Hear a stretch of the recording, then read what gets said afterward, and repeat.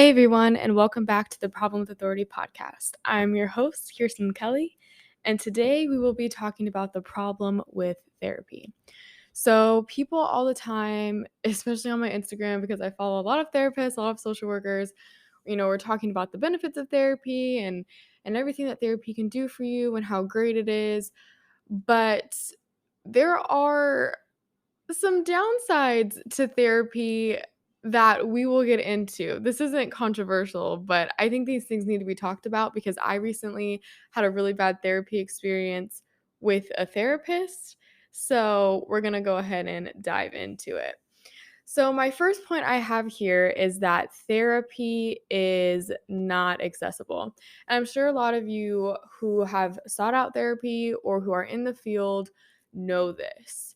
And it's really frustrating because we're in this time, everybody's like, mental health, oh my God, therapy, mental health. But like, where are you going to find a therapist? Um, is the question. And those sites, BetterHelp, what's the other one? Oh my gosh. Yes, I will at them. I can't remember the other one.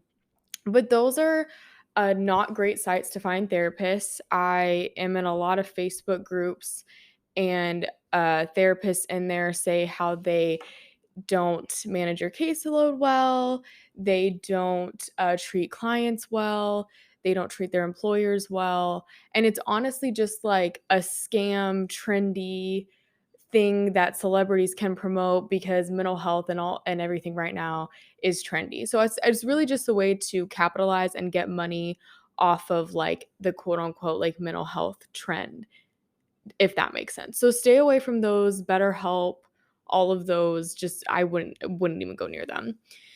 And that really hurts our profession, right? So we have these people that are trying to turn therapy into something that it shouldn't be, already treating us worse and continuing that pattern of treating therapists worse than I think we already do get treated in a lot of spaces. So that's not helpful. Let's not support things like that.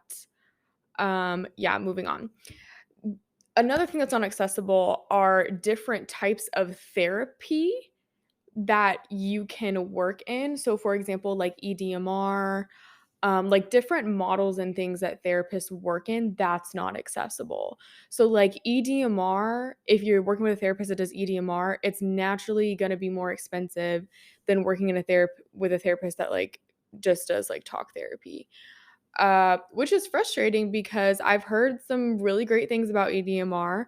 I'm looking into trying it for myself, like me doing the EDMR and then also getting trained in it.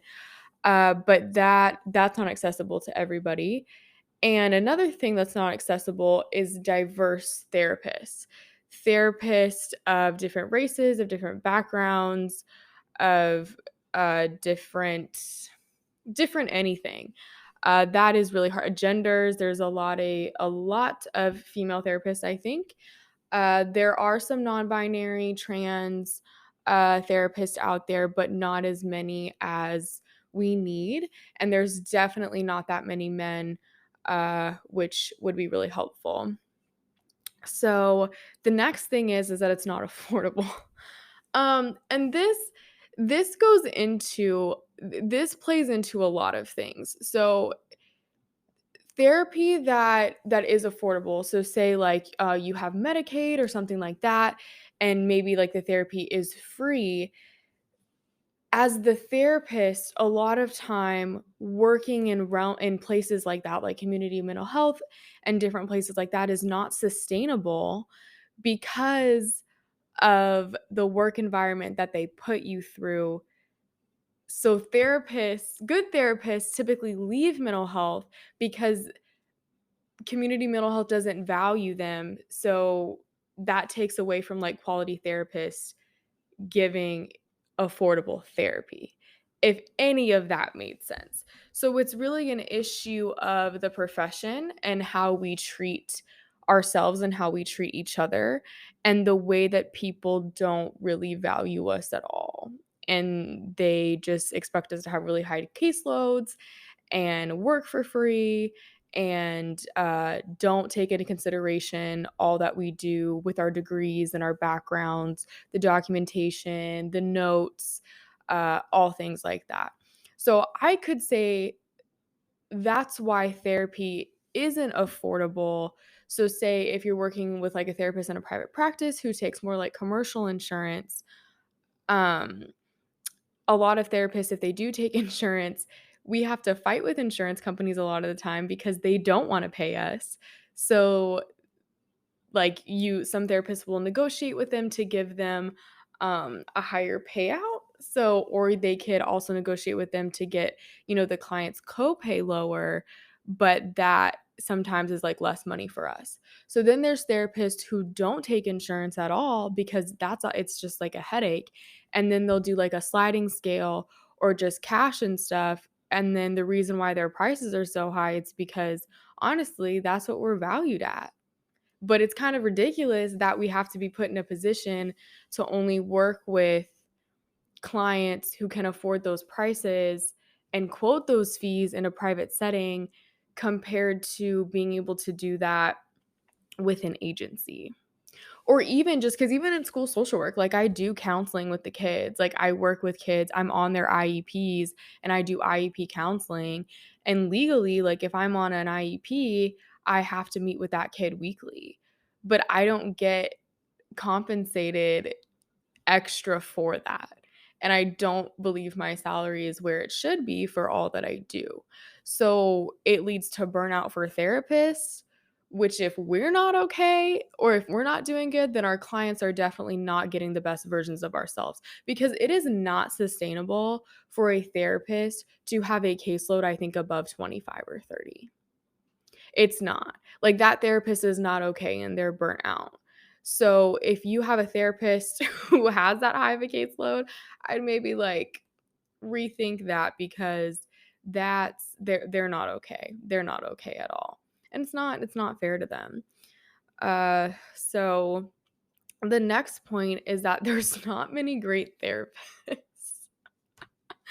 So, the more I get into in this profession, the more scared I get, because I have just met some therapists that, wow, they have no idea what they're doing. Or like, here's the thing: you could have no idea what you're doing and not do harm, but the issue is that they have no idea what they're doing and doing harm. Like they don't even know what not to do. So then it's becoming this issue. And recently, I had a terrible therapy experience. So I signed up for therapy to do telehealth because I wanted, to start on this journey for myself, just to see, you know, heal myself and then also put myself in the position of, where my clients are at, talking, practicing what I preach. And this therapist, this man gets on the screen. Number one, I had already filled out an intake form prior to meeting with this person through telehealth. And that's something that I would tell you guys. Like, there's no reason that if you already filled out an intake form for you to be doing more paper, like a lot, like a paperwork the entire session for your first session. Like there's no reason for that. There should be one time that you're having to answer all of these questions about your history. So I took the 15 minutes and I filled out all these different forms. Like they had me doing like personal history, they had me taking assessments of like PTSD and anxiety. It was insane. It was a red flag from the beginning, and I knew that, but part of me was just like a little curious to see how this was going to go down. And so I go into the session and this, guy shows up and the title of our session meeting was like initial meeting or something like that. It didn't make it seem like this was going to be my therapist and this was going to be my first session.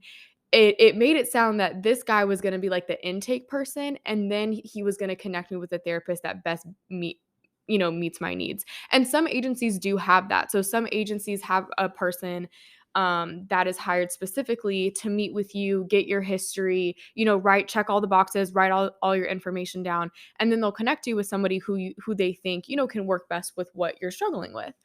So that's kind of what I thought this was. And I thought that when we got on as well, because was just literally looking at forms, like I could see it, looking at forms and just like going through questions, like drilling me with questions. And first of all, he was late. He was late to the session, which that was not okay for me. I was like, this is telehealth, like come on. And then number two, there was all these questions, and he did all the same questions that I already filled out in the form. Like, you couldn't have just, like, read it and then let me, like, tell you why I'm here and, like, just, like, get to know me. No, it was grilling. I was grilled. It was terrible. And it was so bad, I wanted to cry in the middle of it, which is kind of insane because I told this guy that I was a therapist and a school social worker, so you think he'd be on his, like, best behavior? No, he was not. He definitely was not. Red flag number 2, guys, if you have a if you're even if you're first in your first session, if they are not letting you speak and didn't preface that this session was going to strictly be me filling out this paperwork, you need to leave. Because, yes, in some agencies, especially community mental health, there's a lot of freaking paperwork because insurance is their assholes, right? So, but typically a therapist will preface and be like, I'm sorry, I have to do all this paperwork. We have to have it on file. And I know you're going to want to go into like the details of your life and everything, but we just have to get through this quickly. And then once that's done, we can get to the point where like you can freely talk and I don't interrupt you, right? But that's not what this was. He was just like grilling me the entire time and it was terrible. So he wouldn't let me like finish my sentences, wouldn't let me finish my stories, like nothing. And so I just like stopped talking and would just answer the questions like yes, no, like maybe, because I was like, I don't understand. I was like, I don't understand like how many forms you're filling out right now that could honestly truly get like a clear view as to like why I'm here. And you're not going to learn everything about a person in like the first 45 minutes. Like if you are a client or a therapist, therapists know that the first like 3 or 4 sessions is really just like getting to know your client and establishing like the goals that they want to work on in therapy. There is no reason that you should feel that you need to get to know your client like that you've never met before within the first 45 minutes. Like no, absolutely not. So yeah, so we're just like doing this. He's asking me all these questions. I'm feeling super uncomfortable. Then he pulls out, and I can't like see these forms, but I can see him like writing down. Like that's another thing. He's not like looking at me. He's literally like, oh, I can see him on the screen just like looking at his paper like with his pen um on the desk in front of him. And he pulls out, because I get into like some trauma. So he pulls out a PTSD assessment scale, and he makes me answer all the questions, which is ridiculous to do in a first session, and tells me that I scored low on like the PTSD scale. And I don't even remember what scale he used. I didn't care because I was just so mad at this man. And so he gave me the results and he was like, "Oh, you scored low." And I was like, "Okay." And he was like, "Yeah, but people typically score low because like they're not self-aware of their trauma and like how much they like disassociate from it." And I was like, "Okay, thanks." Like he was so rude. He told me that my anxiety, like I talked a lot about my anxiety. He told me my anxiety was because I had poor life management skills, and I've had anxiety since I've been a little kid, so he like told me that it was like basically my fault. He told me that I was codependent when I never even discussed anything relating to codependency. And here's the thing. Another red flag, friends, if especially if you're meeting a therapist for the first time, they should not be telling you anything about yourself or your story. They should strictly be listening. I don't care if this person has 5 PhDs and has been a therapist for 100 years. You cannot fully assess somebody and decide in the first session that you're going to tell them, quote unquote, everything that's wrong with them. And you're not supposed to as a therapist, in my opinion. You're supposed to listen to people and work with them, and they're supposed to realize things for themselves. But codependency was just not That wasn't no, that's not had nowhere that was nowhere near what we were talking about. I was just talking about my anxiety and my anxiousness and how I have trouble coping. So basically it sounded like this person didn't believe that like mental health issues are things that happen with our brain. It sounded like he thinks that they're all controllable and it's your fault, like, as a human, like, you're just not doing what you need to do to figure it out, which I don't really believe that because I feel like somebody can have depression or anxiety and have it forever, but just learn how to live with it differently and live how to live with it in a more healthy way and cope with it. So, that was just a red flag for me. I was like, "You don't even know me, and, like, you're telling me you're telling me all of these things." And it was really sad. I wanted to cry. He said more things that were just super negative, like, towards me and about me, like basically just blaming me and telling me that everything that's ever happened in my life was my fault. So that's big red flags, guys. Don't do that. If you have a therapist that says any of those things to you, run and leave. And everybody's gut feeling is probably 100%, always right. And you know yourself, so you know if it's gonna work. And that was another thing. I didn't want a male therapist. I wanted a female therapist. And I thought in this session, like, because I thought this was like an intake, and then he was gonna connect me to a therapist. I thought that I would be able to request that, and I just didn't have that option. So I didn't appreciate that at all. Um, so yeah, and then after our session, he sends me like 4 or 5 documents on codependency, on oh my gosh, on like maladaptive life management skills and all of these things that were honestly like pretty offensive. And I was like, wow, like, it's just so interesting to be on the other side of this and realize how much your words as a therapist can affect your clients. Like, if I was not in a great mental state, this session would have put me over the edge because I really was not okay afterwards because you divulge such personal information, and then this man is like trying to tear me apart and tear me down while I'm already vulnerable. That's not okay, and that's not healthy, and that can put you in a really even more messed up state. So if you do experience a terrible therapist and you feel like shit afterwards, it is not your fault. That person is just should not be a therapist. Oh my gosh. And he sent me all these things, and he was like, your homework is to read like all 5 of these documents and highlight which ones apply to you the most. I was like, "Sir, no." I just like not self-aware. I don't know. That's the last thing that I would describe myself as. And then that was another thing. I was like, if I have such poor, life management skills, I don't what a what does it say about me, like, coming here and, like, trying? Because the reason why I signed up is because I'm just trying to cope better with my anxiety, because when I'm in high stress situations, it comes out more, and my job for, like, the first few months were really super stressful, and that's really what I was there for. I did not want to dive into my trauma. Does that make sense? So, and that is a right of you as a client. You do not have to disclose what you don't want to disclose. And if your therapist is poking in places that you don't feel comfortable going yet, you don't have to talk about it. And you can say that you're not ready for that. And I didn't. I told him, but I felt uncomfortable telling him, but I said it because I was like, well, you are a professional, which is kind of crazy because I'm a therapist and I'm a professional, and I'm just like, "Oh, well, he's a professional, so he might know because he has more experience than me and he has a PhD." No. No, no, no, no, no. Don't let that manipulative bullshit get in your head, because did not want to disclose some of the things that I talked to him about, but he made it seem like that's what I needed to do, and that's what I was here for.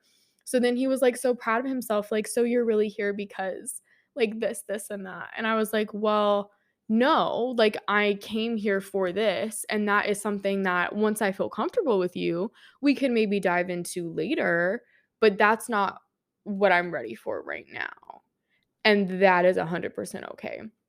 So, whew, man, this man, I let me see if I could like pull up pull up the email that he sent me.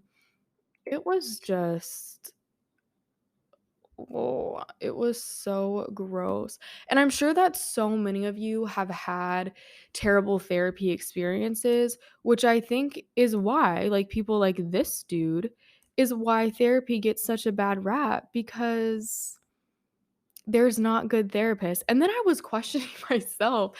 I was like, wait a second. Like, I literally do this for a living, and I have been in sessions where I've had like supervisors and therapists that have been therapists for years or a while, who are really good therapists, watch me do sessions and critique me and, do all that. And I've never gotten feedback like I'm giving feedback about this man. Like, so harmful, so rude, just so hurtful. Like, didn't use any strengths perspective, didn't use any, didn't use any, just nothing. No, like, bedside table manner, no, like, there was just no respect. Like, he literally wouldn't even let me talk the entire time, was just asking me these questions, wouldn't let me elaborate, and then just decided to, like, psychoanalyze me and give me, like, a diagnosis or assessment. "You're this, and this because of this." Sir, you're this, and this because this. Oh my god. It was terrible. It was so terrible. I don't even think I can find it. I probably deleted it from my mental health. I probably did. All right, moving on. I can't find it, friends, but that's okay. I guess that's another tip. If they send you negative things, delete it so you don't get hurt. All right, next is talking is not for everyone. And if you're a therapist, it's important to meet the client where they're at and to not force them to speak. And I stand by this 110%, 110%, because talking is not for everyone, especially too when you are working with kids and a lot of the times they're involuntary coming to you. And that's a whole controversial conversation in itself, therapy with kids and involuntary treatment and all that. We're not getting into that today. But if you have a parent who's bringing their child to you and they really didn't want to be there and they're not ready to talk, don't force them to talk. There's no need for it. There is literally no need for it. Ask them what they want to do. It is their session, it is their life, it is their mind, it is their body. Eventually, once you build rapport with your therapist, you can do work. Like, it doesn't have to be this, like, therapy doesn't have to be this, like, groundbreaking, moving mountains type of, like, experience. Like, it can be, but honestly, sometimes it's just basically sitting in a room with somebody who's just validating you as a human, who is just sitting there and respecting your boundaries, because unfortunately as humans, we don't have that a lot in our lives. And the fact that, like, you can pay somebody to, like, see that and feel that and then model that behavior and then be like, and a lot of people, like, come to the realization themselves, like, "Oh shit." Like, I don't have this in my life. And then, like, you dive into it, once you get more comfortable. Um Also too, some people just communicate differently. Some people communicate through art, some people communicate through play. Some people are better at communicating when they're walking. Some people are better at communicating when they're not making eye contact with you. So just don't ever force your client to do anything, that they don't want to do. And if and as a client, if you are a client and that's happening, red flag, leave. That's not how it should be going down. You're paying, so just remember that. Just remember that. Next is therapy is usually implemented as an intervention instead of prevention. This really irritates me to my core, especially working in the school system. Like, people have this idea that, like, therapy fixes everything, and it doesn't, because we are not magicians, and the work has nothing to do with us as professionals. The work is you as a client and what you want to put into it. So, especially when working with kids, if the kid don't want to be there, then, like, we're not going to get that much done, you know? So it's not this miracle magical thing. And then also using therapy after the fact is helpful, but it would be a lot more helpful if we were using it as like early interventions, not I mean, did I say that wrong? Therapy is usually implemented as yeah, intervention, not prevention. Sorry, I did. It's been a long day. So yeah, I wish we were using therapy as like a prevention effort for mental health getting to the point where we're having suicidal ideations, we're having hallucinations, and where the point where things can get turned into crisis. I wish that was something that we valued more because every like something happens and everybody just runs to me like, "Oh my god, like this happened. Like you need to fix it," especially in school social work. And I'm like, "Well, that's not like how counseling works." Like counseling can be validating and it can be helpful and it can help people realize things that they might not have realized before, but it, it, after the fact, it's we're building from a foundation of 0. We're building from a baseline. So they not only have to like process what they went through, maybe even grieve about it. Then we get into the point of like coping and getting to that end of understanding and acceptance. Like if we started with therapy as an early intervention, people would already have their coping skills and realizations of like and processing of trauma that they went through in childhood and processing like who they are as people and things that they need to do in their life to live a a better, more thriving, helpful lifestyle to help them be the best versions of themselves. But like once we're just like doing it after something bad happened, like that's hard. We're building from 0. We're building from 0. And we nobody teaches in this world how to communicate, how to set boundaries, how to show love for yourself, how to work through emotions. Hell, we don't even let preschoolers feel emotions. We're always like, "Oh, you're angry, stop being angry, stop crying, stop this, stop that." Like we believe that the only emotion that is good in this world is happiness, and for some reason we have this idea that happiness is supposed to be something that we feel 24/7, and if we don't, we're broken. That's not how it works. But we have all of these like fucked up beliefs about like thoughts and emotions and feelings on top of trauma, on top of a lot of people's needs not being met. And then like we're just supposed to like go to therapy and like fix it all. Or like they send their kids to me like fix it. Like no. That is not how this works. Not at all. And speaking of basic needs not being met does not equal therapy or counseling as a solution to that problem. And this is so big with where I work, the area that I work with the schools that I work with. So many of my kids are not getting their basic needs met, which is food, water, shelter, clothing. And then on top of that, they're not getting their emotional needs met. They don't have a good support system at home. Things are really rocky. There's abuse. They've witnessed things. They've gone through a lot of trauma. Their ACE scores, like I can't even imagine what the ACE scores would be if I did them on all my kids. Super, super high. And ACE scores stands for adverse childhood experiences, for those of you that don't know, and it's a scale that can measure traumatic experiences. And that study around ACEs just talks about how the higher your ACE score, the more health issues you have. But if you don't have money and you're in a low socioeconomic status, and you don't have money to help your health issues, then it's just like a never ending cycle of like a lot of problems.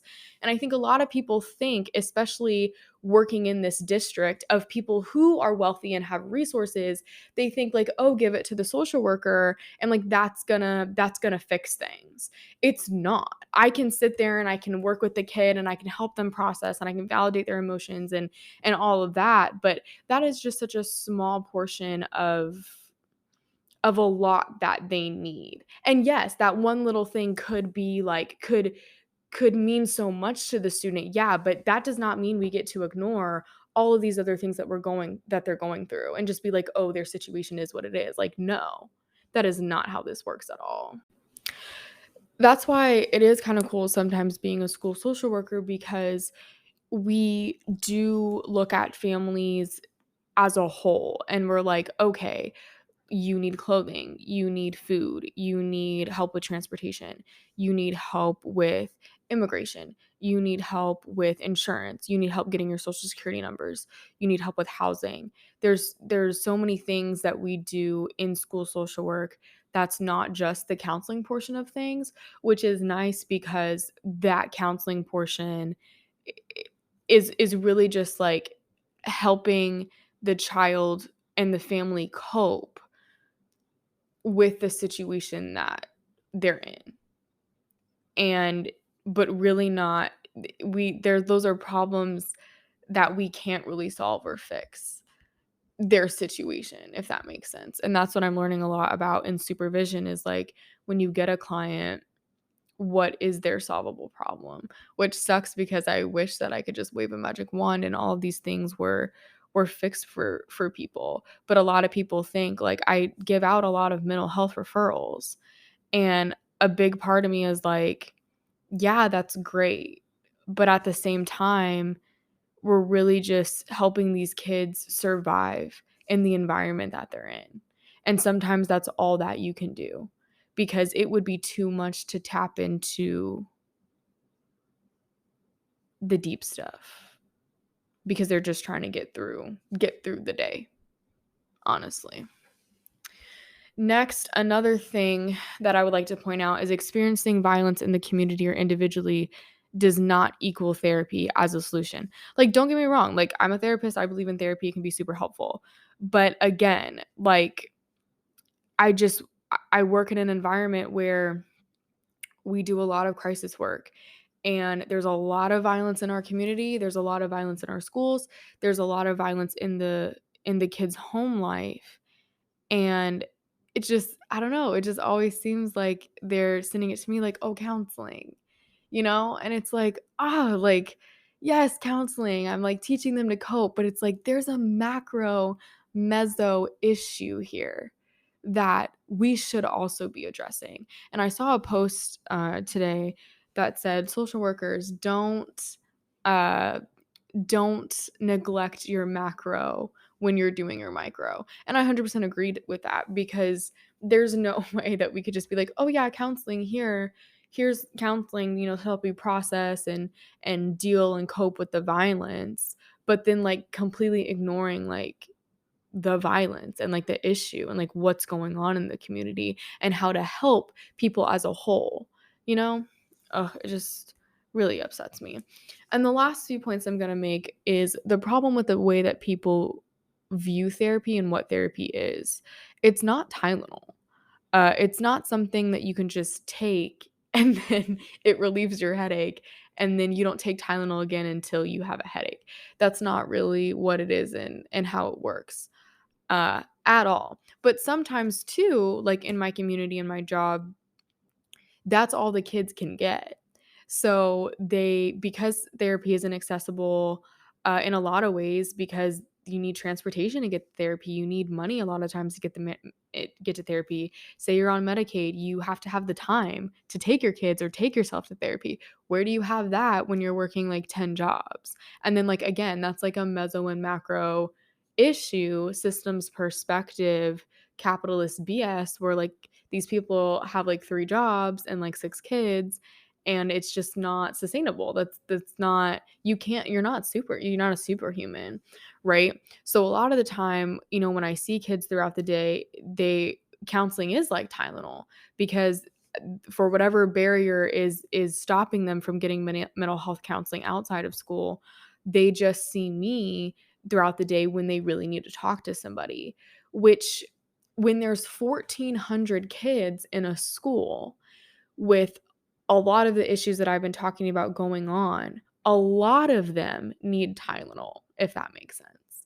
And they need it all the time because there's a lot of issues that are not going um there's a lot of issues that are just going untreated or unfixed in the community and within themselves.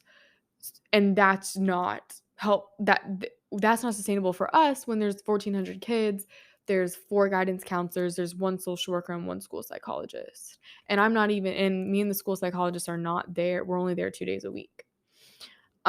So sometimes therapy or counseling is used as Tylenol because that's the only way that it can work. But in reality, like, if you're really deciding to commit to therapy, it's not Tylenol. You really gotta sit there, do the work, do the homework, and all that. Another thing, the therapist is not your best friend. They're not. They're a professional. There's boundaries. You can get along with your therapist and you can like your therapist, but this isn't somebody that, you should be going and getting drinks with or sleeping with or anything like that. Red flags, red flags, red flags, red flags. All I gotta say about that. I don't know if people think that therapy is easy, but it's not. I don't think it is because you really start to like tap into things about yourself that you just maybe not before, and you're having a lot of realizations about things that invoke a lot of emotions, which can be emotionally draining. Uh, but also therapy isn't like it's not hard. It's just it is. It is what it is, It is what you put in it. It is what you make of it. Just like working out, like starting a spin class. Like it is what you make of it. And lastly, therapy is not here to fix people, especially people's behavior, kids' behavior. It's not. I am not somebody who is going to make your kid more compliant or fix their behaviors. Kids, a lot of the time, are just reflections of what's going on at home. And typically, it's like the family that needs counseling or the parents that needs counseling.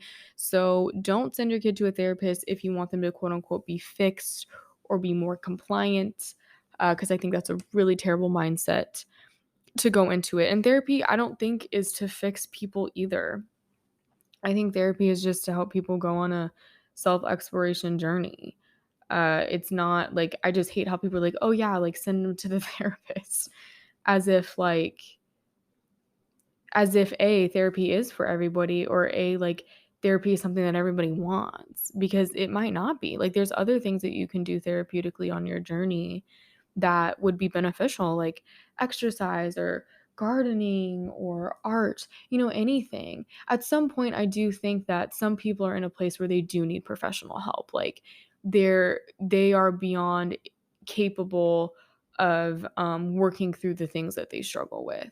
I do believe that there are some people at that point. Um, but that's why we should use it as a preventative thing. All right, everybody, that's it for today's episode. I appreciate you all for listening, and I will see you in the next one.